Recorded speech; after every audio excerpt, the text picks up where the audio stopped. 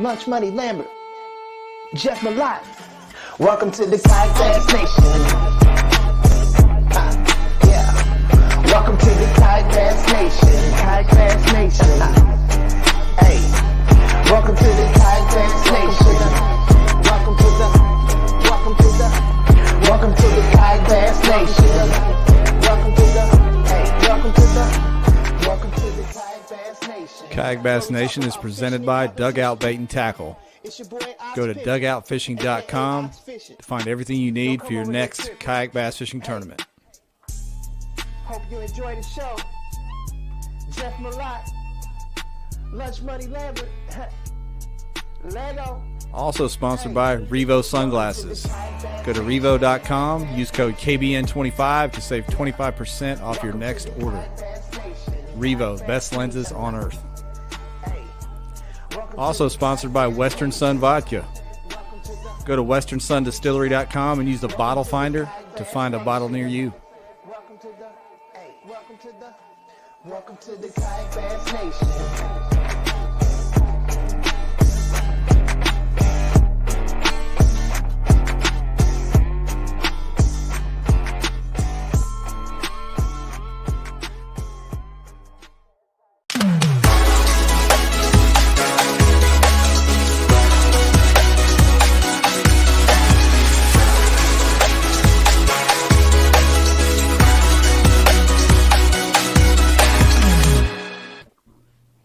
All right, what's up, everybody? Welcome to the Kayak Bass Nation. Happy Monday night. We are. Yeah, what's going on, Ryan? Living the dream, pal. Living the dream. Living the dream. Hope everybody's had a great Monday. I've had a good one. It was only like 78 degrees here today. Nice and cool. So maybe we get outside a little bit, enjoy the nice weather. My air didn't run too much, so saving some money. Yeah, hope everybody had a good one. We had a great weekend watching the results come in from the Winnipesaukee event. We didn't go up there. Ryan, you decided not to make the trip, huh? It was tight, man. I had a little side project I was working on, and it didn't go the way I wanted it to Tuesday and Wednesday, so I had to stay home and do some shooting this weekend, unfortunately. Do some work, yeah. So I hate that I missed it. If it weren't a 15-hour drive, I probably still would have tried to make it, but yeah, it was an interesting event, man. We got the top two on, of course, Justin Largan and Matt Zapala. I should have asked him how their last name is pronounced. I'm assuming Zapala. No, let's butcher it. But we got both those guys on. It was the first time I've seen it really where it was like a smallmouth versus largemouth showdown there for the final two spots. So we're going to talk to those guys about that, but that's kind of cool to see. Justin Largan edging them out with some largies. So the stuff was tight, and if you looked at pre-fishing, like a lot of people were catching upper 80s to 90-inch limits. So I figured it was going to be, super tight finish, and it was. I mean, if you look down the list, a lot of people were putting up, 80 to 85-inch limits up there. It's clearly a really good fishery. I wish it were a little closer to my house, honestly. Yeah, for real. And then, if anyone watches those Elite Series events that they have going on up there when they do their northern swing, and when they hit that region, everybody, like 20-pound smallmouth, 20-pound bag is just commonplace. It's the guys that can inch out the 22 and 24-pound deals, and it looked like that here. Everybody was catching 80, but who could catch a couple to push them up in the high 80s, stay consistent there, or bump up against 90 or above 90. So kudos to the ones that figured it out. But up there in the north, man, numbers are never a problem, it seems. No, they were catching the hell out of fish. I mean, you were seeing guys posting they were catching 30 or 40 fish a day. That's pretty insane. Yeah. So as people trickle on here from YouTube and Facebook, even from Twitter, we've had a few over on Twitter watching recently. Appreciate you guys. If you guys didn't see it on the Facebook page earlier, we're doing another giveaway tonight. Tonight, we're doing a Dugout giveaway, but Dugout is giving away a catch board. So we're not officially affiliated with Catch, but Dugout sells the catch boards. They are giving away a Catch X. I'm assuming probably whatever color, but there was a red one on the picture we shared earlier. No, it's got to be the red one. That's got to be the red one. It's that one. There's a paint chip on it. Steve dropped it. Yeah, so Steve autographed it, I think. Yeah. So Dugout going to give that away tonight. All you got to do, go like the Dugout Facebook page, and then like and share this live stream as always, and we'll pick a winner after the show. So share the live stream, have a chance to win the catch board. You can never have too many of those because they don't float. So you knock one in the water, and you're in big trouble. And this one's much lighter than the original. The Catch X is much lighter than the original, so I I would like to upgrade myself. I don't know why I haven't. Duke DMs are open. Like and share. Like and share. Go log into Not Ryan Lambert, and you got a shot. Hey, that's a good point. That's a good point. Can I pick myself? Is that? Well, no. I'll just close my eyes. Oh, look at the random generator here. Yeah, just if it happens, it happens. It's like Ryan Lambert pulled off again. But yeah, we're doing that contest tonight. We had a great giveaway last week, so we're doing that again tonight. We love giving stuff away because we love you guys watching the show. So help us help you. It's don't want to spoil it, but we may have a new sponsor announcement next week for some more giveaways for you guys. So there you go. Dog's excited. My dog's excited about it. Just jumped out of the Jeep stroller and hit the road there. That's right, man. Ashley just got home, so she's excited to see Mama. Let's see what we're going to get to before we get our guests in. We're going to start with Matt. Justin's going to come on a little later in the show, but we always like to cover what went down over the weekend. Of course, we're going to get to the Winnipesaukee event itself, but there were some other events that went on that I want to get into, and both these subjects kind of go together. Which, number one, the Winnipesaukee event. If you compare it to years past, very good turnout. 80 anglers showed up, but compared to the running average for the BOS events, not as big as they've been pulling. Like 100 less, roughly. Yeah. KBS been having they had 2 events this weekend, also down in the numbers. But they had something interesting happen with the KBF events, which is, as you guys probably know, they have multiple events running on top of each other. You're eligible to win them all or just win one of them or whatever, depending on where you pay your entry fee. So there's basically 4 entry fees you can pay. I, as a person that does the KBN power rankings at the end of the year, want to make sure I pick the appropriate event to add to the power rank. I'm only going to pick one. I'm not going to pick all of them. So I was looking at those, and lo and behold, the person the person Don't you know? The person that won the Pro Series in both of them did not win the power pay because the same person that entered the 2-day power pay didn't enter the Pro Series. So technically they won the weekend. They had the most inches for the weekend, but they didn't win the Pro tournament because they didn't pay the extra entry fee. So it's very confusing. What's the breakdown on all those entry fees? So it's 115 for each of the trails, 200 for the Pro, 35 for the little power pay pot. So it ends up they're all simultaneous. Yeah, ends up 465. And some of the guys picked some and not the other and whatever. I don't know if anyone, a few people fished all of them. But anyway, it makes for a very confusing selection on who actually won the weekend. I'm going to say the guy that won the power pay won the weekend because he had the most inches, but he didn't get the trophy because he wasn't confident enough to throw them dollars down and back it up. That's a trick, huh? Yeah, I'm confused. I saw Gene. Gene got redemption. He beat the 10 up there on Percy Priest, KBF's backyard there, home lake here in Tennessee. Got him a legit Pro Series trophy. No wade fishing this time. Yeah. But like I said, that's another one where the guy that won the power pay actually 2 people finished ahead of him in that didn't enter the Pro Series. So I don't know how to calculate that. I don't know what to do. I would just probably don't because there's 10 people in it. I don't think there's anything powerful about a 10-person fishing tournament. But fair enough. Okay. We're having a TVKA night tournament in 2 weeks. If you want to put that in the power rankings, we'll probably pull 20. Okay.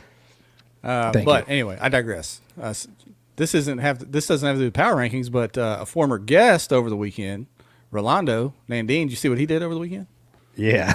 The same shit he always does. Yeah. He smacked him. Yeah, he won the tournament, but look at this monster. God. Not only did he win, not only did my man win the tournament, but he caught a, whatever you want to call it, a slaunch, a donkey, whatever you're from. You probably call it something different, but that's all. It doesn't look right. There. Look at the head on that thing. What do you think that thing weighed in the springtime? I don't know. 12-pounder, 11 and a half. That's a whole lot of fish there. That's a long one, a longin'. So anyway, maybe we'll give him a 30-inch board if he wins tonight, like in shares. He might need it because he was close to the 26 right there. God, that's nuts. Yeah, good on you. Good on you, sir. What else we got before we get into this tonight? We want to talk about the sponsors, of course. Yes. Oh, yeah. Sunglasses Day. Yeah. It's National Sunglasses Day. I didn't even know this till I heard it on the radio today, but we are partnering with a sunglasses company. So if you want to enjoy National Sunglasses Day, go to revo.com, use KBN25, and you will save 25% on some Revos. I just saw in the comments the winner from last week went ahead and ordered some. What did he say he ordered? Revo Descend N. Ordered. There you go. Appreciate it. You're gonna love them. And again, if you don't, feel free to roast us, but you're going to. So yeah, you're gonna love them. So National Sunglasses Day. We already talked about Dugout. Any of those demo boats left at Dugout? I don't honestly. I don't know. I hadn't. Jamie had been on vacation. He just came back in hot. So I hadn't asked on the inventory status down there. All right. Well, click on dugoutfishing.com and you can click around and find something you probably need. And then Western Sun Vodka. I actually snuck some Western Sun over to the pool this weekend, laid around, trying to get a tan because one of our viewers said we have lighting problems and/or I don't have a tan. So I was trying to get a tan this weekend, right? I saw your nap pic after your day outdoors at the pool there. I can't escape paparazzi. Ashley K, man. Gotcha. She got me. I rallied though for a few hours. One more thing for the Dugout.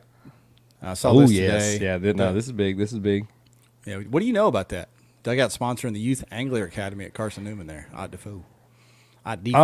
don't know a lot about it, and I would like to learn more about it. So we're actually working on maybe grabbing Ott and bringing him on to discuss this. I think it's kind of educational deal, obviously, but pulling maybe some high schoolers and stuff that might want to learn a couple tricks, trying to transition over into that college fishing team deal. We also have from the Dugout a discount code available. Right here. Yeah. Yakima, man. All accessories. There you go. 30%. That's big. It is. So dugoutfishing.com. And I think it's valid through July 5th, according to the boss. So if you have any trouble, July 5th, tweet me. There you go. Dugout's all over some stuff this time around. And like I said, before we get Matt in here, remember we're doing a like and share contest to win a catch board. Just got to like the live stream, share it, and go over and like Dugout's page. And we'll pick somebody at the end to win a new board. With that said, man, let's get Matt in here and talk a little bit of BOS and how he did this. Hold on just a second. All right. What's going on? What's going on, my man? How you say your last name? I was saying Zapala. Was that right? Perfect. Dead on. All right. Yeah, just don't say Zapala. It sounds like a my childhood. Bring back memory. Okay. I got one of them last names where I'm from the Midwest originally, and they always mispronounced it. It was always Mallet. Always Mallet. It's still Mallet right now. Well, I answered a Mallet, but because they scarred me with it, I still answer to it. But it was never right. But Matt, what's up, man? Thanks for taking the time to come on here. We always try to get the tourney winners, and we know they're exhausted after, especially these 2-day events. So we appreciate you coming on here and talking to us about it, man. Yeah, no, thanks for having me on. Yeah, I see the big check back there. Yeah. Was this your first time fishing up there, or have you made that New Hampshire trek before? No, I never fished Winnie before this. I got up there Thursday evening. I kind of drove around a couple boat ramps, didn't get on the water, and just had Friday to go off of. The lake itself is really similar to what I consider kind of my home lake and my favorite lake to fish, which is Lake George. It runs right up along Champlain, and it's just a deep, clear glacial lake. A lot of the same stuff going on. I mean, Winnie's a little different. It has way less largemouth, and but it has way more vegetation, ironically. But so in some ways, I felt kind of comfortable out there on Winnie, even though I haven't been out there. Are there like rivers and stuff? Like, how does this lake set up? Is it fed by a couple big rivers or no, what's the deal? No, I mean, I'm not a Winnie expert. I mean, I did a ton of map study ahead of this because I knew I wasn't going to have much time. There are a few really small creeks. I mean, it's almost kind of generous to call them creeks. They're like brooks, ditches, kind of. At least that's the way it looked to me. So, is there flow? Was there current on the lake at all, or is it just kind of standstill? I was kind of main lake. There was a time when I kind of felt like there was some current out there, but we had a weird, most of the time when we're fishing big water, whether it's around here or elsewhere, it's never calm. I mean, the wind is blowing, like Champlain last year at the Hobie BOS. 5-foot cresting whitecap waves, blowing 20 out of the south. Here we had 2 days basically flat calm on a 60,000 acre lake. I mean, I feel like that doesn't happen ever. So Not on tournament day. no, no. So Trying to get caught up in the comments here. So obviously, you just said you fished Champlain before. What kind of experience do you have fishing the BOS events? Champlain and the Susky, and that's it. Did well at Champlain. Bombed at the Susky, and yeah. I made a decision. I made the kind of decision that you can't recover from on that river, and it was over. The only reason why Go I feel upside bad, down. no. Cody Miller and I fished the same little stretch, and we both sucked it up real bad and left after that. So I felt like, if they were there, Cody would have caught him. So, and that's what I keep telling myself to make myself feel better. I was real sore after that because I am definitely a river smallie guy around here, and I spent a lot of time just waiting, and that one hurt my feelings. But Susky's a different animal, though. I mean, that's a whole nother country. It doesn't fish anything like the rivers down here, really. The way those fish move and the way they spread. That river's so wide. The way they spread out and just kind of wolf pack around all day. It's pretty sick. Yeah, it drove me crazy watching a guy. He in a jet boat. He pulled up, made a few casts at a patch of grass, didn't catch anything. Turned around without looking, fired in the middle of nowhere. No current, no rocks. No, nothing, like a 3.5 pounder, and then he just leaves. It's not like he's just like, I'm gonna go now. So that did drive me a little crazy. What was your plan of attack going into this? What were you looking for? You said there was a largemouth and smallmouth population. After your map study and whatnot, what did you decide to target on? Smallies. I was going small all the way. I knew I had limited time. I couldn't do both. I know there's some overlap between the two, and there's a part of the lake where you can catch both out of the cabbage, out of the veg. And I also felt like that part of the lake was going to be really busy, so I wanted to leave that alone, go more main lake. I wanted to find a spook bite, and just throw topwater fish, shallower than 10 feet or at least 15 feet, and maybe transition over to jerkbait, and then finish the day by slinging around a Ned, and that's it. What did you end up doing? Yeah, not that. Not that. I covered on Friday. I covered 14 miles. And I covered anywhere from, real shallow to out maybe about 50 feet deep. And I covered a lot of stuff. And the shallow bite was there. The fish was smaller. It also seemed very random.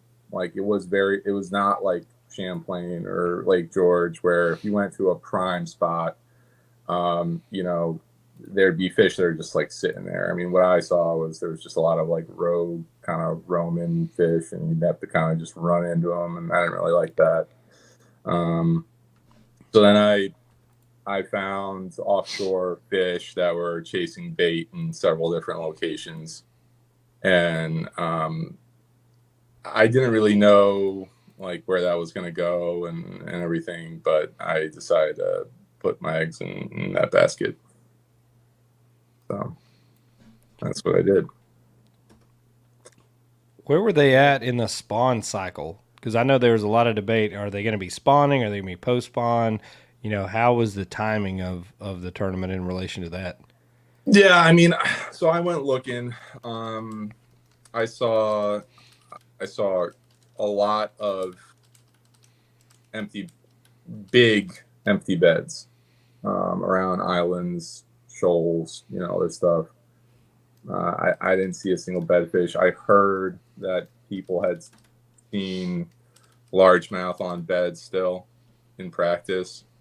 I don't know. I mean, I didn't see any fish bedding. I mean, I saw bluegill and Sonny's bedding, which usually to me means the bass stuff is over. So, I kind of abandoned any hope of any bed fish like that. Shane sent us a video of 2 big old fish on bed.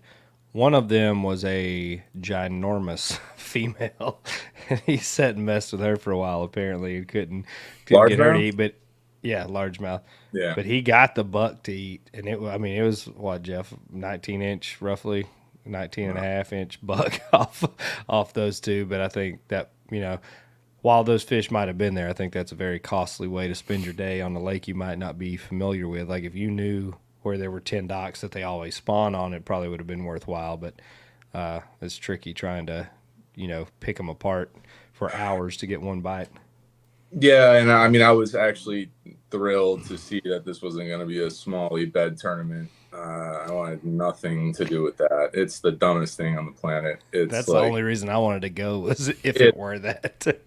Explain that, because typically smallmouth aren't as finicky, right? It's just throw something in there and Jeff, nobody's catching. if you can throw a flatworm within 10 feet of the bed, you have to wait less than 1 full second, and you can just have the hook. You don't even have to feel anything. It's like they will eat anything that hits the water. Anything. It's I did a bunch of bed fishing this year. Last year in a bunch of tournaments, through some KBF tournaments, I got burned and got my feelings hurt by getting whooped on bed fish. And, so I spent a little more time just bed fishing this year on Lake George. And, there was a day where, let's say I caught 30 smallies on beds. I didn't make a second pitch to any of those 30 fish. No. You'll catch the same one 3 or 4 times. Like I fish them all the time here. You'll catch the same fish 3 times in a 2-week period. Like they'll have the holes in their mouth still bleeding. Like they just eat everything. Yeah, so that's the deal. Clear bodies water, smallmouth up north. It's just it's a little silly. So if there is one of those coming up in the future, you'll catch me. You'll see me bed fishing. But I was thrilled that this one wasn't going to be a bed tournament. Do kayak anglers use floggers up there when that's going on? Edwin drove and got one for Champlain. He drove like 2 or 3 hours and stroked one off a boater for Champlain. And use it. No. I don't know. I need a kayak flogger that'll go through the drive hole. Yeah. Hey, now you're talking. Yeah, I don't know. Honestly, I don't know how much you need it. It's. I see Devil's Lettuce in the comments. What's happening out here? Yeah, I've got the leaderboard. First of all, if Van if you're still watching, let me know how my mic sounds. I messed with the settings, so let me know. Was it yours or mine? I don't know who he's talking about. Yeah, he said Pappy. I'm assuming he was talking about me. I was puzzled. I was like, man, I thought I was really doing good tonight. Yeah, I went over there and messed with it. I think it was too loud. So let me know, Mr. Van I want you louder, to be honest with you. Okay. So here's the event. Let's go through your day one, man. You were sitting there in 4th after day one. Had an awesome stringer. 80 inches. People down to 50th place at 80 inches. So you knew it was wide open still after day one. But so take us through your day one. What you'd found in practice and how it started playing out on day one. Yeah. So I went to the area that was holding bait that I felt best about, and I got there with some time to spare, and I'm sitting there waiting, and I'm seeing some activity. Occasionally I see things get pushed up top. Eventually I drop live scope in, and I see clouds of bait and fish just absolutely blowing through them. And I started, sharpshooting some of those fish, and I had 89 inches before 7 a.m. And, those were my first 5 fish. And I lost like a 19 or 20 just outside the net. So that was, it was the first time I had a tournament start off the right way. There's always some ungodly BS I have to deal with. So this was like I mean, 100% of the time, leading up to this, I've done like 10, national events leading up to this, and it's always some nonsense. And this time it was nice, and it was good to know. After practice, I actually felt like crap because I hadn't really stung any fish. I hadn't spent much time in any one spot, so I didn't really know what was going on over there. But they were feeding. They kept feeding, even though a guy in a center console watched me catch a bunch of fish and decided to fish right next to me and rev his engine constantly and keep doing drift next to me. Yes. But it was a pretty good deal. I didn't, and then I immediately started thinking about fish management.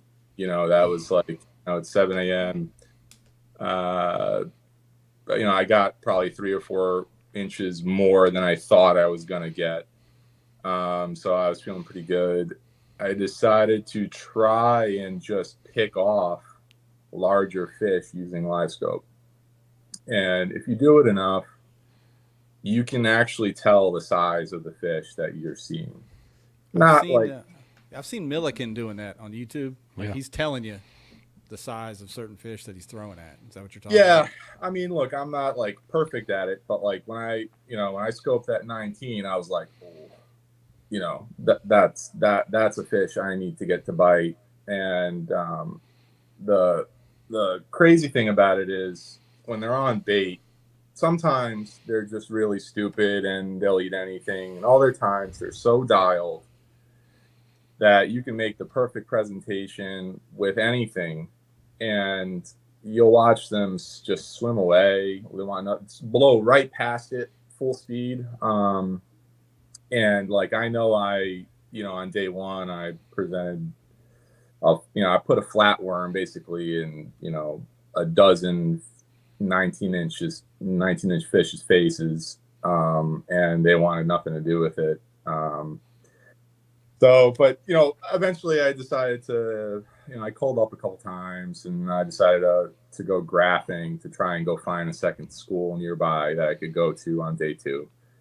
I covered about 6 miles of stuff that I thought might have potential, and I found nothing. So that's on top of my 14 miles that I did in practice.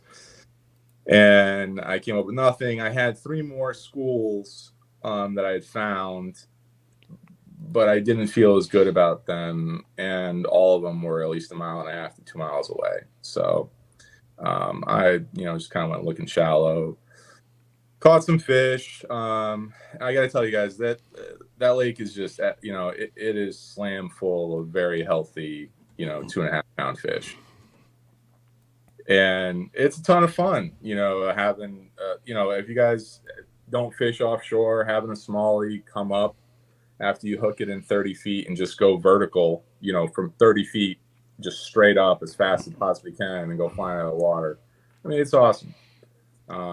But the shallow bite, I didn't upgrade really, and that was kind of it. I mean, I actually got off the water a little bit early.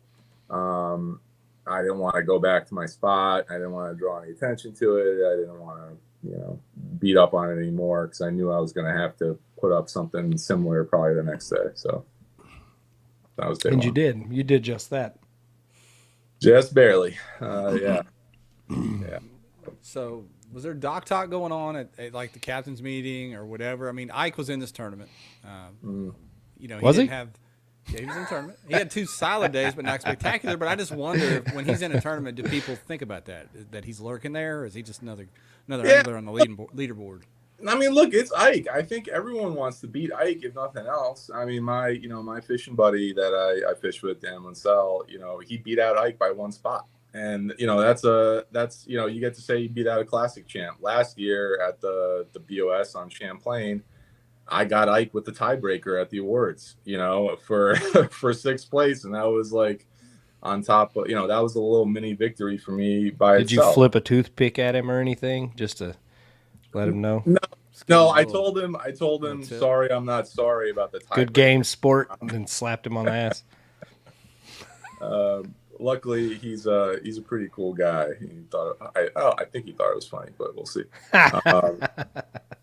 So yeah, there was a ton of dock talk. I mean, like I said, I felt like crap after practice, and I see people at the ramp and back there, and everyone's saying it's going to be great, and it was, but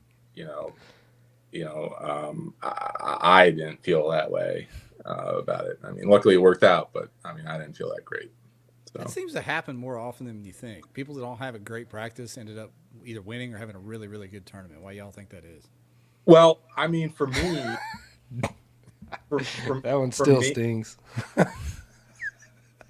For me, I actually treat practice like practice too, though. I don't treat it as a day where I'm going to go set the hook a whole bunch either. I feel like people are like, someone, there was talk about somebody putting up 90 plus inches of largemouth for 3 days in a row. And in my head, I'm like, what are you doing? It's a silly plan. Do we need to flip this for Dylan, Ryan? Yeah, right. Wait a minute. Dylan's a winner now. Wait a minute. What am I talking about? He's a winner. Well, if you don't let him pre-fish, he does great. I was like, geez, like, I don't know. That's stinging a lot of fish leading up to a tournament where you're going to need that. So I don't know. I didn't like I said, when I marked those schools, like that first spot, ironically in practice, that 14 miles I covered, this was the first spot I graphed. And it's a spot that I marked on my Navionics app back in November. And I said, I'm going to go here. And it's the first spot I checked. And I spent the rest of the day looking for something like it and came up short. So, I don't know. What was the ramp situation like there? Edwin sent us some Snapchats and shit of like, you would have like 100 boats parked down the sides of the road for miles away from the ramp. Like, yeah. Yeah, I had a little bit of a walk both days to park the car and then get the car. But from what I heard, I mean, some of the other ramps were real busy, and the one I was at wasn't. So, whatever. I'll do the little walk. Let's move into day two, man. So day one, you were sitting good, 4th place. Only a couple inches out of first. You said you went searching on day one for backup stuff, but you didn't really find it. So did you have supreme confidence your stuff was still, they were still going to be there and you were going to catch them? No, because I say that because look, I don't think anyone wants to go into a tournament and count on fish that are chasing bait. Right. Bait moves. Oh yeah. And the fish that eat the bait move just as much. And if they're gone, they are gone. Like, that's it. It's over. And, I would much rather have found a bunch of fish on a rock pile. Mm-hmm. And I would have felt so much better. So, yeah, I mean, I didn't sleep great that night because I was like, I don't know if they're going to be there. I mean, I've been burned so many times by offshore smallies. Like my home lake, Lake George, we have roaming smallmouth all summer long, and I've spent probably the last 3 summers fishing deep, trying to figure it out. And I've made some progress, but at the end of the day, there's an element of random that you are never going to eliminate. And it is what it is. I mean, and without live scope, this wouldn't have been possible. I mean, this is like the last frontier of bass fishing, in my opinion, is, fish that roam, fish that are suspended. And, obviously forward facing sonar has completely changed the game. But, even with all that, if they're gone, I was screwed. So I didn't feel great about it. But when I got there, the morning of day 2, I saw the bait, and so I was like, okay, I should have a chance. But man, they weren't. I don't know if it was because I really didn't catch that many on day 1 because I was real conscious about trying to not. I probably stopped at about a dozen fish. I experimented a little bit. I tried some reaction baits to have a fallback plan. And some of that stuff worked. But when I got day 2, they I made perfect pitches to those fish, and like they weren't blowing through schools of bait.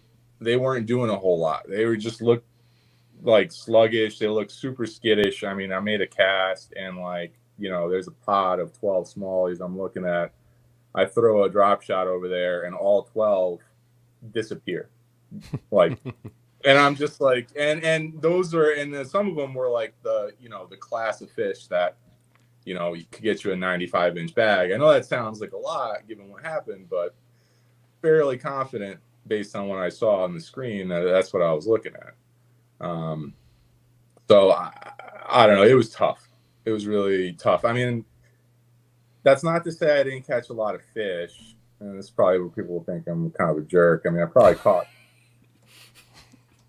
caught 30 fish, and people will say, well, that's a lot of bass, and that's true. But when you presented, when you got a lure in front of 200 fish over the course of a 9-hour day or whatever, and they literally like pretended it wasn't there, it'll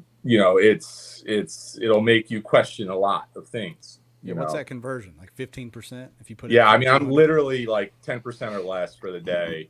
And big thing for me was, it's a whole topic by itself, and some people probably have differing opinions, but scent on your lures is a big deal. Really? You buy in on that pretty hard? Yes. And that's more for smallmouth, largemouth, or both? A year ago, I would have said more for smallmouth, but last summer I spent a lot of time scoping for largemouth in 35, 40 feet on Lake George. And I can tell you what I saw was I would pitch so what I did was to do a little experiment. I took a regular old finesse TRD, put it on a drop shot, started pitching it at fish. It's not a traditional drop shot bait, but every fish will eat a turd, right? I mean, they gobble them up. So with live scope too, I would get to make multiple pitches to the same fish, and those fish would come to the bait, nose down on it, and just swim away. I would then follow that fish and pick up a scented TRD, and they'd bite, and so it's not like an anecdotal thing where, if you're only using 2D and you don't know what you're throwing, what fish you're targeting, this was, I'm literally fishing for the same fish, and there are adjustments you can make to catch them. And this trip was all max scent stuff, and some of the old Berkeley Gulp products I'm still a huge believer in. It comes from my saltwater days fishing inshore, and I'm still a fan. Do you ever take the additives and rub your worm down as you're out there on the water, or is it all Berkeley products? I like ProCure Super Gels also. Okay. Let me get my pen out real quick. Shameless plug. No. Get this guy a sponsorship. Yeah. So I'm looking at your limit there. Ultimate consistency, 89.5 and 89. End up clipping Mr. Lacaze by a quarter inch. But you said you threw your bait in front of, hundreds of fish that didn't touch it. Do you think you had the length that you were looking at that could have caught Mr. Largan? Yes. The show. Well, I mean,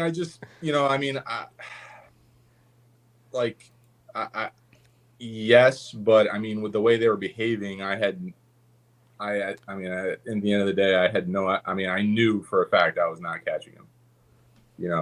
Bottom line, so technically, yes, I think I was around fish that technically could have gotten me there, but there was no way. I mean, over the course of 2 days, let me say that, over the course of 2 days, I could have gotten there if they bit, but the way they were behaving on day 2, it was like a complete death sentence. I mean, it was, and with those pitches to those fish, when I'm counting like so many, I don't know how many times, to be fair, I'm not saying it was 200 separate fish, in these schooling fish, I have no idea how many times I'm throwing in front of the same ones, you know, circling around. I mean, I had clouds and clouds of bait, and you know, I was just panning around, you know, moving around, trying to follow stuff. In an area, you know, I was like, you know, 150 yards, you know, but more than a little more than a football field. And so I don't know, you know, the number of fish, but I can tell you I made so many casts and so many of them were spot on, but you know, the conversion rate was just really low. And I don't know if that was because of conditions or because I stung a whole bunch or not. They were doing you like killer whales. They were communicating and just messing with you. They could have been. You never know, really. Have you ever Yeah. heard a smallmouth communicate? I don't I've heard me communicate to a smallmouth. It's usually a lot of expletives. They understand it, though, don't they? Shit flying across the boat, things hitting the water. That's how Yeah. smallmouth fishing goes. Love it though. Can't get enough of it, but it's a heartbreaker. Yeah, and the, you know, the bite on day 2, like I said, was, you know, it was just hard to get on the bite. And dead stick and a drop shot was really important. And it's such a weird situation because it requires, like, especially I was in an area where there was just so many boats. It was a lot. You know, I'm trying to get this flatworm not to move at all. And, you know, and you're in the waves and you're going back and forth and you're focused, but you're not really doing, you know, it's like kind of calm. And then when you do finally hook one, it just, everything changes and you have one flying 4 feet out of the water. You know, it's just like a weird situation where everything's just real quiet. And then, you know, you go from kind of like 0 to 100 really fast. I had one jump in between my legs from like 5 feet out. I had the net. Wow. I had the net way out, reached out here, and he was coming towards me and plopped right in my. Basically, went right, you know, right between there and into the yak. So Asian they carp. were Asian carp style over there. Yeah, it was crazy. I talked to some of the other guys, and at least one other guys had the same exact thing happen. So they were really flying. Did you have any jump you off? Like once you were hooked up? I lost one fish, and it was that 1920 big one. Were And you again, fishing? Was that on drop shot primarily? yeah, I mean, all the fish that were in my bag were drop shot. No, So it's harder to lose a fish on a drop shot. If you're, I mean, smallmouth. If you're throwing like a spinnerbait or even a jackhammer or like a football jig, those sons of bitches will. I mean, I don't know how, some kind of magic, but they get it out of there quick. They got anything with some weight on it. They will get rid of it in a hurry. Yeah, I mean, I feel really great about my chances of landing a fish once I stick them. You know, I caught, like I said, I caught quite a few fish. I lost one. And, you know, that fish I hooked it. It came up a little bit, went straight back down to the bottom, and then came in a straight line where I could barely keep up with it, you know, reeling as fast as I could before it jumped out of the water, you know, 4 or 5 feet right next to me. And she was gone. But, you know, numbers wise, that's not too bad. So, Yeah. I mean, it hurt. Believe me, it hurt. Yeah. But yeah, unbelievable event for you. Let's, you know, before we let you get out of here in a little bit, tell us about, first of all, your drop shot setup. What's your rig for that? yeah, so normally, you know, if I'm just going to go to any sort of northern lake, whether it's Champlain or George or Cayuga or whatever, I'm using 10-pound braid to an 8-pound fluoro leader with an FG knot. And then the weight, it just depends on, like, that's one thing that I'll always kind of change. I prefer a really heavy weight compared to most people, especially if I'm video game fishing. I look at it more as like a delivery mechanism more than anything. A lot of these offshore fish, they'll just bite if you get it to them. You know, if taking away bait, like if I was on some rock pile in Champlain, I feel like you could get almost every fish to bite. You add bait, and that can screw up the whole thing. But I prefer a much heavier weight. Like I'm often fishing at least a half ounce, up to an ounce and a half. even. On that Again, light line like that? what's that? Still with that light line? Setup? Yeah. Yeah.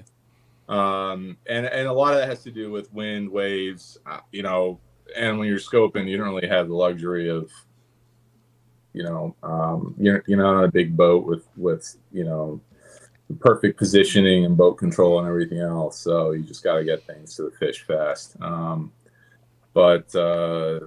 yeah, the weight can change a lot. I went down to like an eighth on Sunday because they seemed to be terrified of anything moving. So did that. And I like Robo Worm rebarb hook as a drop shot hook. It's not your traditional drop shot hook. It's a straight shank hook. Okay. I saw a lot of guys are using Nico hooks too. That's what I use. It's basically that same idea. Okay. It's just a light wire straight shank hook. Gotcha. So that VMC Nico hook, and if you stick one, they don't come off. That thing. Yeah, it's the same. It's the same idea, and you land pretty much all of them as long as I just use the tiny little Gami round bend hooks, and I've had decent. I use those on wackies and drop shots as long as I don't use circle. As long as I don't use circle hooks, I generally get the fish in the boat. Don't use circle hooks. P.S. That's a terrible call. What are you drinking, by the way? I've been wondering this all night. Is it orange juice? Is it an IPA? What? All right. Go. Oh, good fortune. That's fitting. There you go. Add this, and look at this. Look at the can. Is it because it's got a fisherman on it? Is that why you drink it? Yeah. No, I mean it's a local brewery up by Lake George. It's an IPA. It's really good. They got a lot of good stuff. It's a good spot to stop at on the way home. So, yeah, I'm a fan. That's awesome. All right. Hey, Randy Creason asked, are you still using spinning tackle with the big weight? I think you already answered that kind of. Yes. Yeah. Okay. I'm just imagining a big smallie coming up with that 1.5 ounce drop shot weight, looking like some kind of weapon, spinning that thing in the air. Yeah. I also, depending on that's not to say that I'm always using. I would say 1.5 ounces is a little extreme even for me. I live, I live in that 1/2 ounce to ounce when we're talking big water and deep smallies. If it's more springtime stuff, 1/4 ounce. I think the pros call that power shotting, don't they? They'll throw it on big bait casting gear and whatnot and drag a little bit bigger worm out there. Yeah, but with the 6 pound, so I don't know if I finished my thought. I went to 6 pound fluoro for this tournament, which is not something I normally do. I think I pretty much 8 is good to go. But fish were just being weird. So let's see the other thing. Awesome. Unbelievable tournament, man. Congrats on making the TOC. I'm sure you're going to make the trek to Caddo, right? Gonna try. Let us know early if you can't make it. There's probably gonna be some people real close spot. to the line. Yeah, I'm getting married in the fall. I gotta figure out some stuff. Oh shit! I'm getting. I would like to go, and I'm gonna try really, really hard to make it happen. I might as well listen. If you can make your bachelor party in Bossier City, or even your honeymoon, I'll take you to the Hustler Club. How about that? on the house. KBN cares. Cody offered at the awards. Cody offered to marry us on the shores of Caddo. Boom. Let's make it happen, man. We'll take that week of pre-fishing. We'll get out, make some mistakes, and then if you still want to get married, we'll do it in uncertain Texas. How about that? Yeah. Then you can. Yeah, she shot that down the second I got home. So, well, all right. Yeah. Did you show her that check though? I bet he'd let you use the van for the honeymoon. 100% chance. Whoa. The fish I think that's a van. different Cody. Oh, okay. My bad. think we got our Codys crossed there. Cody Milton would do that as well. One do the Marion, one do the honeymoon van. Yeah. But Cody Prather, he may let you use his RV. Who knows? All right. Hey, we got Justin Largan here, Ryan. Hey, he made it. Matt, you going to stick around? With sure. Justin? I still got some beer left. So. All right. Please stick around. All right. Let's get Justin in here. Bingo. There he is, Mr. Largan. Hey. Welcome back to KBN Live, man. Thank you, guys. Appreciate you having me. Yeah, man. Congrats on the big dub. We just got done talking for a while with Matt about trying to run you down and catch you. So we're glad you're able to slide in here second half of the show and talk about your win, man. It's going to be fun. Yeah, looking forward to it. You've been on quite a tear this year, young man. You've been catching several fish, it seems like. I can't complain. It has gone it's gone better than last year. I could not have expected it or asked for more. I mean, if I bomb every event the rest of the year, it's been an awesome year. Do you feel like it's a momentum thing, a confidence thing? Like, what do you think that's kind of just, really got you on fire this season? Yeah, I think it's both. I think I had a couple of really bad tournaments at the beginning of the year. Kissimmee was tough for me with KBF. We had that cold front come through, and I did not have a good tournament. I had another bad tournament at Toledo. I think I was down around 100 at the BOS. What was it with Murray? I zeroed on the second day at Murray, and then went to the KBF the Bass Championship from there, and had a terrible practice. And I mean, I'm starting to think, what am I doing here? I mean, do I belong? I'm forking out a lot of money for entry fees and gas and everything else, and just not having very good finishes. And I caught a fish the last day of practice at the championship, and that was like the one bite I got in practice, and ended up having a really good tournament there. And just, I don't know, it's been I've just been kind of riding it since. I mean, I've had some mediocre finishes here or there. I overslept one day on the Potomac, and day 2 of the KBF there, I bombed. But I think I was just, I don't know, I had a good first day, and I was feeling good, and just, I don't know, I don't think I had the same intensity the second day, and I learned from that. Sometimes I feel too good the night before. That's I don't know, man. This is a humbling sport, and I had some finishes last year that were really, really humbling, and this year. And then I've just been, I don't know, it's just been a blessing. I've been on a good roll, and I feel like I've, for the most part, figured something out everywhere I've gone, and been able to put up, decent limits and kind of just be in contention. So did you have any go ahead, Jeff. No, I was going to say, how many BOS events have you fished now, Justin? This was my third this year. Okay. I did Dardanelle last year. I did the Mississippi. I feel like I'm forgetting one. I did at least 2 last year. This year you've done 3 already? Yeah. I did and then Toledo, I think I got points, but I was like right around 100 at Toledo. Okay. So I was going to ask you where this will put you in the AOY, because as we know, you're leading the Bass AOY right now. So yeah. you'd have a chance at the multiple crowns if this pushed you up there pretty good. It'll take another good finish to be in contention. And honestly, I think Cody's leading BOS right now, and he is so good. I mean, his track record on Canada at everywhere. At everywhere. Cody, I feel like he's got a top 5 at every lake in the world.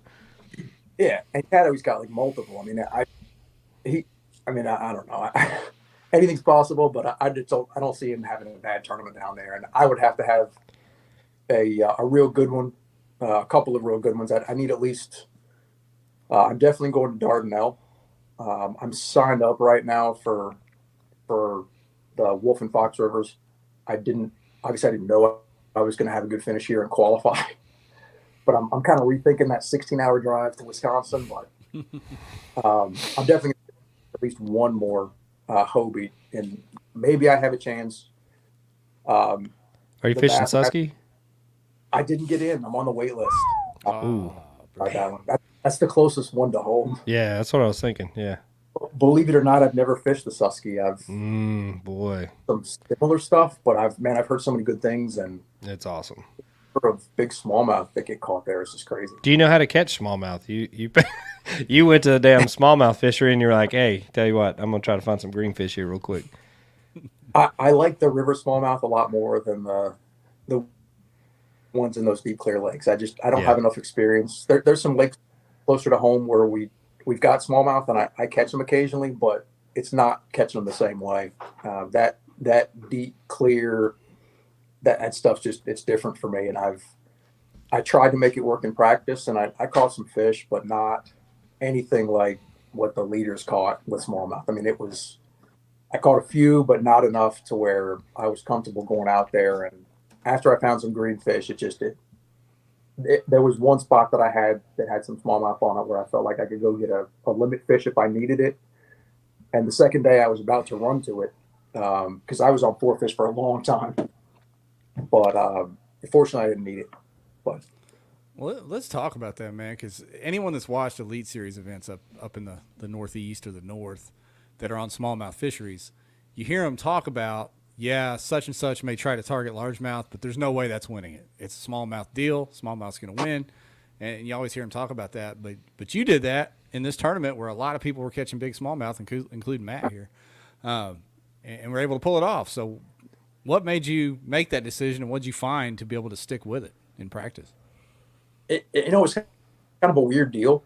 I was looking to try to find some shallow backwater stuff, and I wasn't really looking for what I ended up finding, but I happened to run across some shallow fish, just sort of in we'll say a protected shallow area, and I saw a couple cruising, and then went back and I actually found a couple fish that I think they were late spawners. I didn't see females. If there were females around, they were spawned out, but there were some big fry garters and some big fish, big males that looked like they were still guarding a bed. And I didn't find a lot of fish, but the ones that I found in there were the right size. Like I looked at a couple of them and thought I saw some fish in the 20-inch range. I knew they were 18 to 20. And again, not many of them, but with what I found in practice, it was just really random until I got to that area. So Thursday's when I found it, and then Friday I just tried to find something else like it, and I found another area that was completely on the other side of the lake. It was a different watercolor. But the only similarity really was that it was just a pocket that had some fish in it, and I didn't think it was much. I was telling some other guys I felt confident that I could have one good day, and you never know with those spawning type fish. Especially a couple of them I could see. The water was so clear. You could see hook wounds where they've been caught before, a few of them. So you never know how spooky they're going to be. And if So you knew they were dumb. Yeah, I'm going to come back to these guys. But some of those, just you never know. I've been around fish that have been caught before, and as soon as the bait hits the water, that fish shoots off, and it's just not catchable. And I wasn't really sure. I didn't spend a whole lot of time trying to catch any of them. I did have one that, I pitched a jig at it, and technically it was legal in practice because I didn't have a hook on it.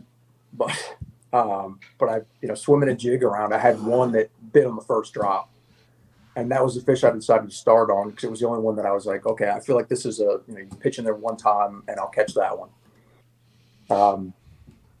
But yeah, So you weren't the guy that had 90 inches 3 days in a row, or whatever it was that Matt was talking about?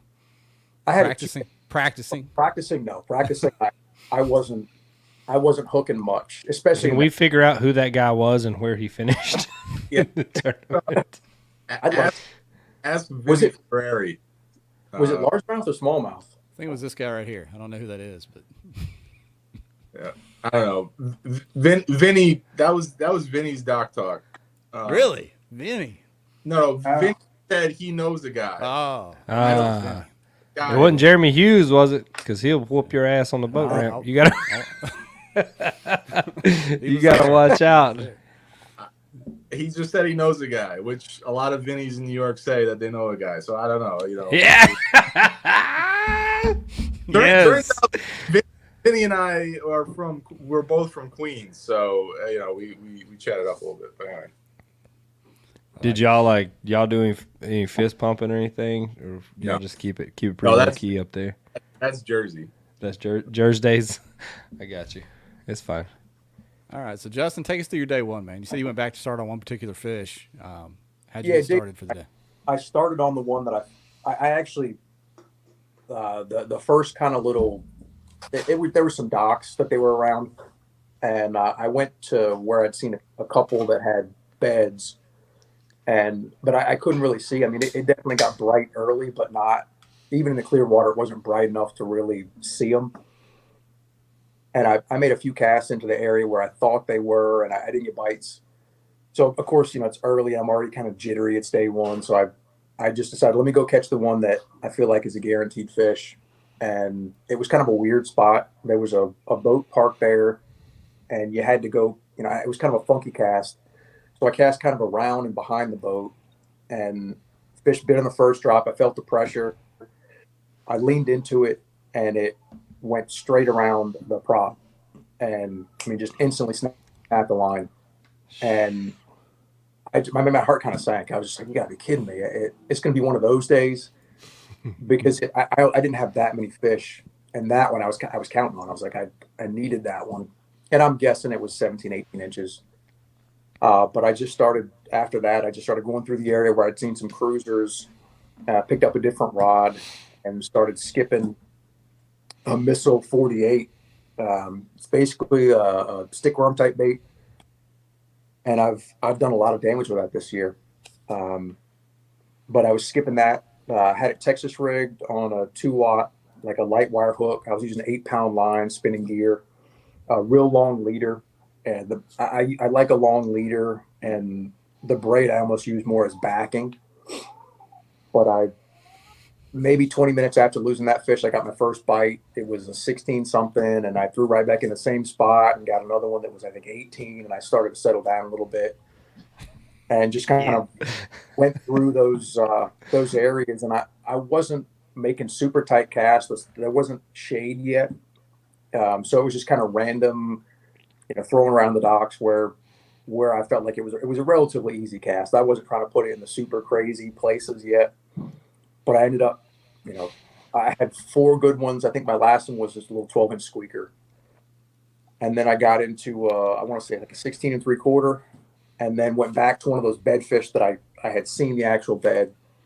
And I could see exactly where the light spot was, stayed way off of it, made a long cast. And it bit. It was 17. It gave me a 1/4 inch up to 90. And at that point, I said, okay, I'm done in here.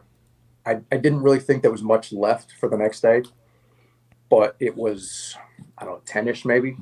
So from 10 o'clock until line's out, I just looked. I went looking for other fish. I felt like it was a luxury I had. Especially based on the rest of the stuff I'd seen in practice. I didn't feel good about sticking any more fish, and part of me was kicking myself for catching that 17. I was thinking that could come back and bite me. So I looked, and I really didn't find much. I found some other docks that were similar, and a few more fry garters and bedfish, but they were small. So I was really nervous going into day 2. I was really happy with day 1, but nervous, especially when I looked at, scrolled down the leaderboard and I saw like half the field had 80 inches. It was nuts. I thought that was super consistent limits. I was thinking, some of the dock talk I heard was 85-inch average across 2 days was going to be winning or, right up there at the top. And there were, 15 guys that had 85 inches? Yeah. I was blown away. 84 went down to 23rd place on day 1.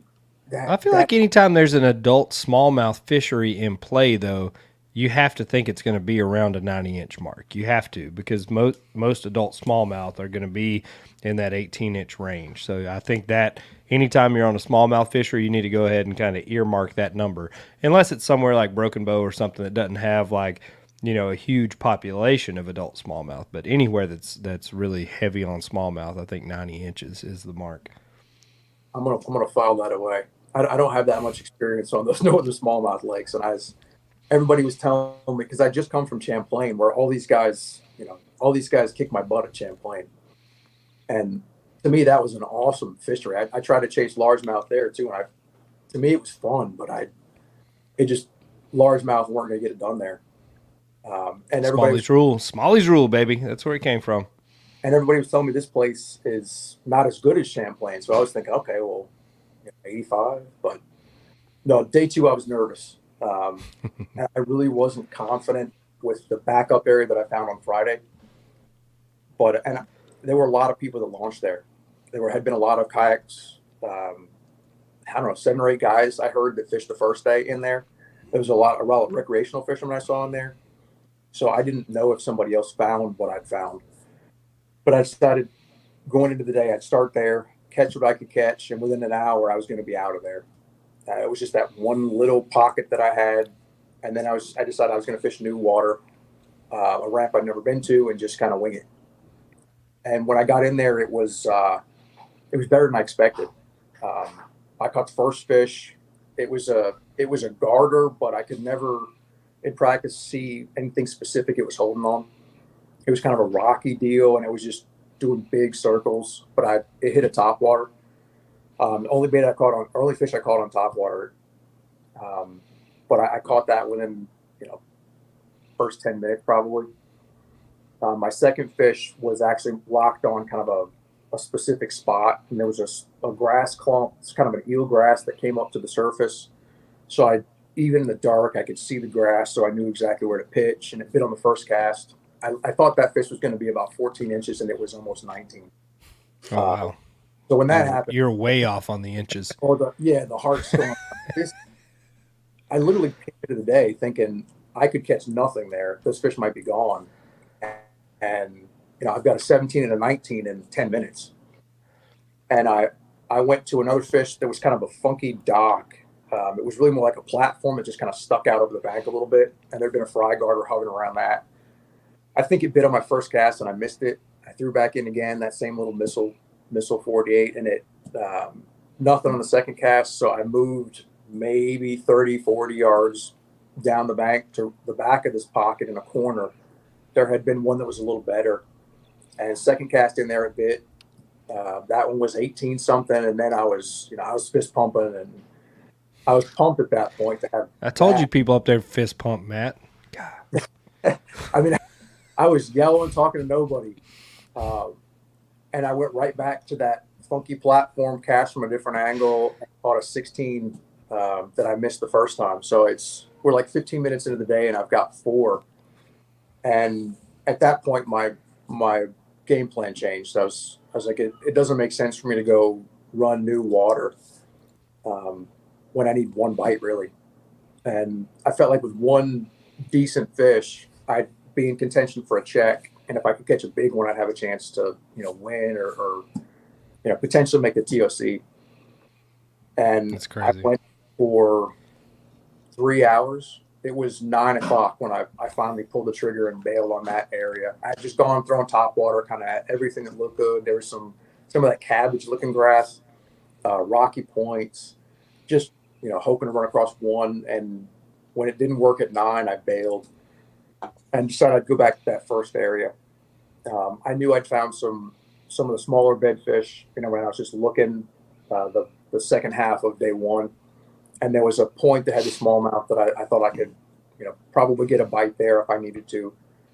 And I was just hoping I could get one quality bite back out of those docks that I fished the first day. And it took an hour. I mean, it was nerve-wracking. But it was actually I think the drive in between, it was probably 45-minute drive between the spots. And I was just, I did it allowed me to kind of have a mental reset because I was down and thinking, okay, I just went 3 hours without a bite. I'm going to blow this thing. And I've had a lot of day 2 suck it up. So it's just that kind of sick feeling. And I had caught a 12-incher, like just a squeaker that barely touched 12 at the other spot, before I left. And I almost didn't put it on the board. It was so small. And when I got it up there, it barely touched. And, it was a little hot, but I went to go to take the picture. And of course, it flops off and gets in the water. And it didn't bother me at the time because, I felt like I got all this time. But after 3 hours and no other fish, I'm just thinking, did I blow this thing? Am I not even going to get points now? But that car ride, I just just slow it down. I didn't even know if I was going to have anything when I left this spot initially. And I think I had 70 inches or so with 4. So I just need one bite. And I kind of calmed down. But honestly, I was about to pull the plug on that stretch of docks when I didn't have a bite in the first hour, and then I made the right skip. There was a boat on a dock, nice shady spot, and I made a good skip. And the third, I mean, it hit once, twice, and the third hit kind of in the back of that shady spot. It just, the fish took it right off the surface. And of course, it swam straight down. There wasn't a whole lot of grass around, but that one dock had a big clump right next to it. It swam right down in this millful, and I've got the 8-pound line, and the fish, it's wrapped all up in, and I can't see it. And for about 10 seconds, I lost feel, and I just had weight, and I'm thinking, you got to be kidding me. And it finally, I felt a head shake, and I backed off the drag and just kind of had steady pressure, and it seemed like forever, but eventually it swam out. And it was done at that point, just kind of rolled on its side and came right up. And when I got into the net, it was it was a sense of calm. And I was just like, I didn't blow it. And then I was so relieved at that point, because I was an 18-incher, and I was just like, I think I had 180 at that point. And I felt really confident that I was going to get paid at that point. I had good points, and I slowed down, and I really didn't think I was going to upgrade from there. But I managed 2 more fish. That fish kind of told me they had moved out. They weren't kind of back on the shallow part where they had been the previous day.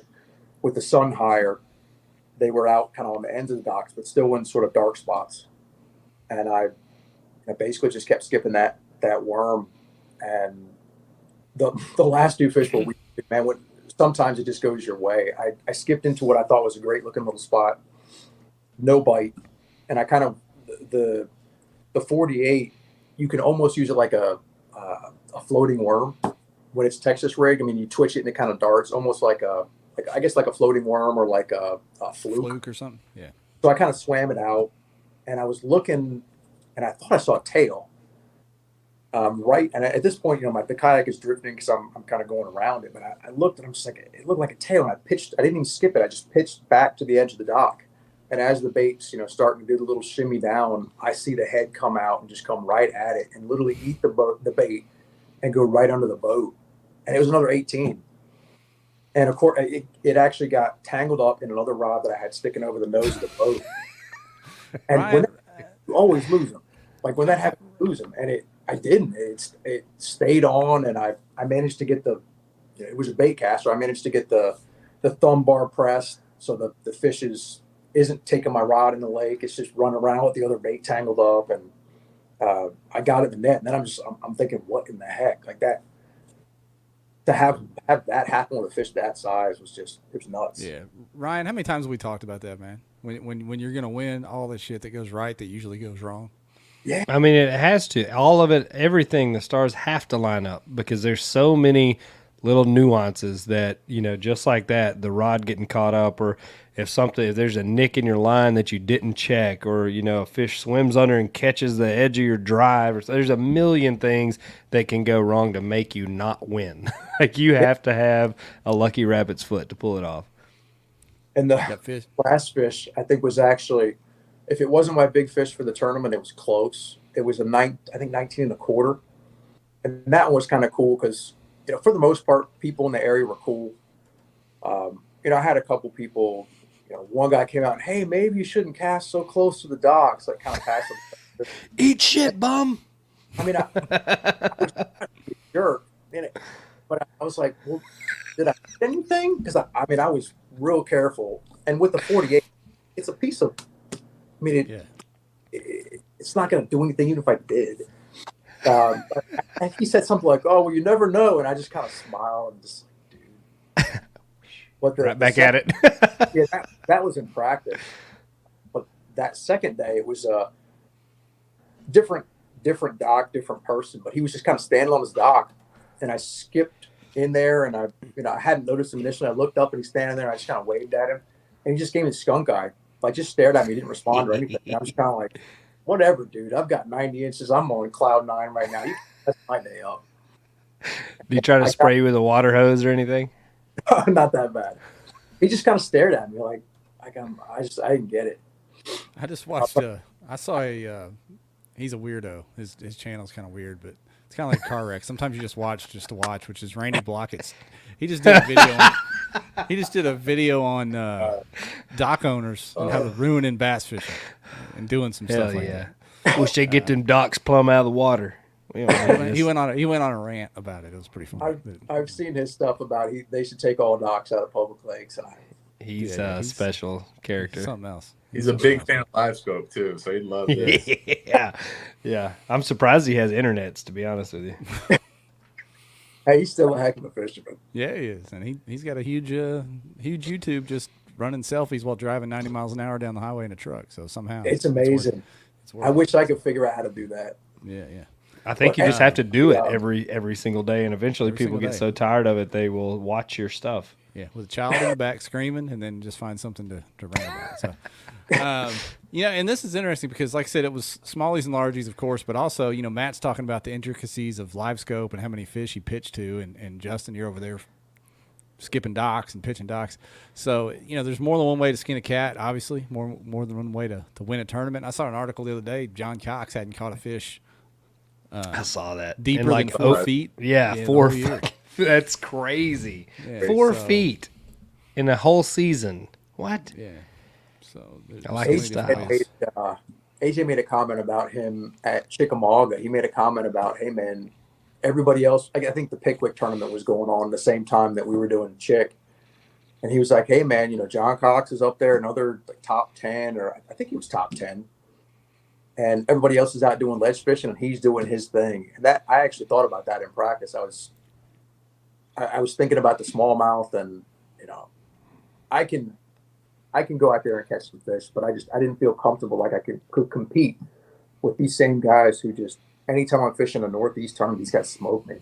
Anytime they come down to Potomac, these guys are the Ryan Nye. I mean, they're always doing well. And I didn't feel like I could beat them at kind of their game. So I did something that I'm comfortable with. How good did it feel driving north into Yankee land and dominating for the South? That's what I want to know. We've said for a long time the South is going to rise again. And Sunday it did, damn it. It's, like I said, it was unexpected. I don't know how to describe the feeling. I mean, it was awesome to win my first kind of national level event this year. But to win my first, win a 2-day.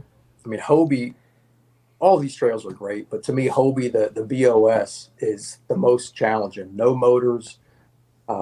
It's big fields. It's the best of the best. And to be able to go out there and have it is, and that 2-day part, what you said about the 2-day part. I don't care what label you put on any tournament, but the consistency of having to perform at that level for 2 days, that's the biggest difference in dynamic. Being able to manage your fish, manage your mind, mentally, like you were saying after your day 2, where you started, like that kind of dip in your in your mental state, like am I going to blow this? Because you have to put up those numbers 2 days in a row. You have to win it. So just to jump in real quick, I mean, Justin, like, as far as I know, based on what I've heard about Winnie from people that are kind of more local, I've fished before, I mean, Justin basically did something that like no one thought was possible, and like maybe can't be repeated. I mean, you had a weekend with those fish like none other. You deserve a ton of credit, because I don't think anyone really thought you could put up 90 plus largemouth on that lake that's dominated by, 85% smallmouth. I mean, I think I was one of the people that thought it would dry up, and I think most other people did. And, I don't know, bass boat, kayak, or whatever, I don't know if anyone is putting up those kinds of bags of largemouth again for another weekend for the whole year. I mean, it's a really big deal. So congrats, man. Well, I appreciate it. I think it was flukish, just everything aligned for it to work. I think KBF's going back in a couple of months, and there's not going to be spawners. It's going to be a completely different deal. I actually the second day, the pocket that I was in, a boat came cruising out and was like, hey, how you doing today? And I was like, I had an awesome day. The guy's like, "Oh, you should have been back in here a couple weeks ago. There's monster fish spawning." And I'm thinking, I think it's probably a really short. I don't know the lake. It was my first time up there, but I have a feeling what I did is like a very small window, and I just was fortunate that we happened to hit it where it. Sometimes doing the weird stuff works. Hey, fish your confidence, fish your strengths. That's the old cliche, but that's what you did. It works. Man, I appreciate both these guys joining us, Ryan. You got anything else for them before we try to wrap this thing up shortly? That's it. Hopefully, I don't know what else you guys have on the schedule. I know you said you're fishing Susky, Matt. I'm sure we'll get on some smallmouth up there, no doubt. And Justin, you're not fishing Susky? No. Oh my No. gosh. And Justin's on the wait list. God dang. Okay, I'll never see either of you again. No, Justin, I'll see you at Dardanelle if you decide to make that drive. We got a nice little spot with a pool table and some cornhole boards somewhere on the side of the river out there. So Yeah, we may have the Swing Cornhole through. KBN World Championships. You can come join in the fun. let's do it. Might win that too. Who knows? $100 a team, but you got to beat me and Jeff. Yeah, there you go. And if you beat us, you're banned from the group. So just remember that. You'll never be back on the podcast again, No, which will not affect your life at all. So that's the bright side of things. Hey, yeah, awesome event, guys. Congratulations to both of you on making the TOC, of course. And we'll be watching you for the rest of the year, man. But we're going to wrap this thing up and round somebody up for next week. Hey, Ryan? Yeah, I'm going to try. I'm going to try hard. All right, man. We're out of here. Y'all have a good All right, night. see you guys. Thanks. Okay.